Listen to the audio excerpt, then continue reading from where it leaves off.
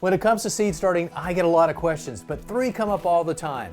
When to sow the seeds, where to sow the seeds, and how long is it going to take to maturity? So in this video, I'm going to address those three most common questions coming up next.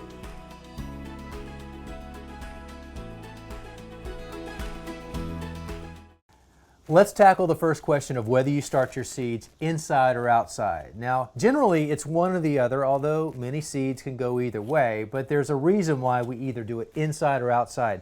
I have two examples here. I have beets and tomatoes. Let's start with the beets. Beets are a root crop. The general rule for root crops, carrots and parsnips would be other examples, they don't like to have their roots disturbed. So the goal is to get that seed in the ground and leave it alone, which tells you that it wants to be sown outside. And it's going to also tell you that on the seed packet nearly every time. And here's an example of that with the beets. Here it says, growing indoors, not recommended. Sowing outdoors, recommended. And then it says direct sow, and then it gives some additional information. Same thing here. When to sow outside, recommended in bold print. When to start inside, not recommended. So that's an easy one. And you're just going to plant them outside and forget about it. And that is the case with root crops. Now, other crops take a lot longer to mature, and tomatoes are a great example of that. They like it warm. You can't even get them into the ground and growing before your risk of frost has passed. But at the same time, they need to be a good-sized transplant when you do get them into the ground. That's going to take extra time, which means you're going to be starting these inside. It's going to tell you that on the seed packet as well. But that extra time is required, and you can't do it outside. You can't direct sow outside when it's cold. So you know it's inside, and it's going to tell you that here. On this pack, it says sowing indoors, start seeds 6 to 8 weeks before that last risk of frost.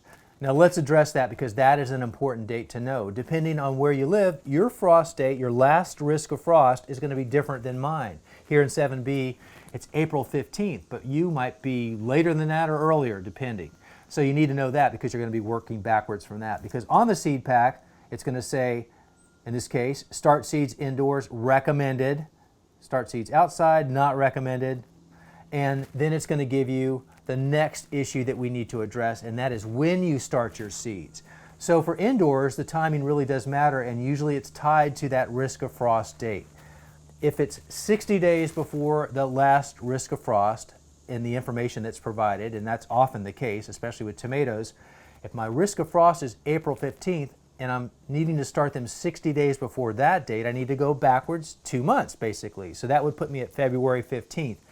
And there's a window there, it doesn't have to be exactly that date, but let's just stick with that number.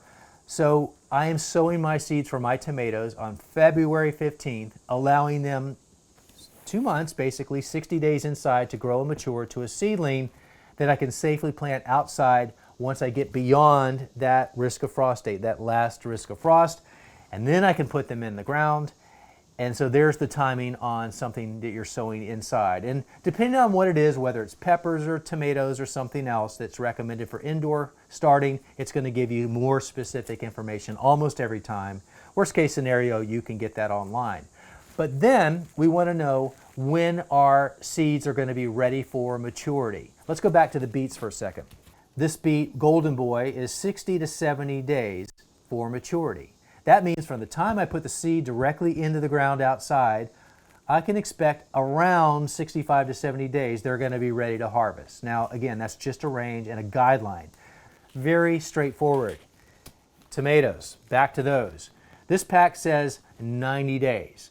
Now, if I hadn't told you the other information and you looked at 90 days, you might be inclined to think, well, when I put the seeds into my indoor cell trays, I'm going to have tomatoes in 90 days. That is not the case. Fortunately, some companies add a little bit of extra information. Like this one says 90 days from transplanting, and that is the key. If you're starting your seeds inside, the clock doesn't start for the days to maturity that's given on the seed pack. Keep in mind, if it takes me 60 days inside before I even transplant them outside, I need to add the 60 days to whatever it says here, in this case 90 days from transplant. So that puts us at 150 days from putting that seed in that cell tray inside to when I can reasonably expect to have tomatoes being pulled off the plant. That's 90 days after the transplant, plus the 60 days to get to the transplant stage. So hopefully that makes sense, but in that case you got to do a little addition. It's not complicated. But the general rule is if you're starting your seeds inside, and that is the recommended way to do it, you need to add those days to the days to maturity that's given on the seed pack, because the seed pack is starting the clock from the time you put the transplant into the ground, for those that you start inside first, or the clock starts from the day you put the seed directly into the ground for the seeds that you sow directly outside first. So hopefully that makes sense.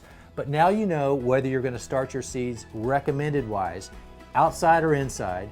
You're going to know how many days in advance that you need to sow the seed to get them to the time that they're planted outside. And then when you do the simple math, if you need to do that, you're going to also know how long you can expect to wait before you get that ripe fruit from the time that you sowed that seed inside. Hopefully that helps you.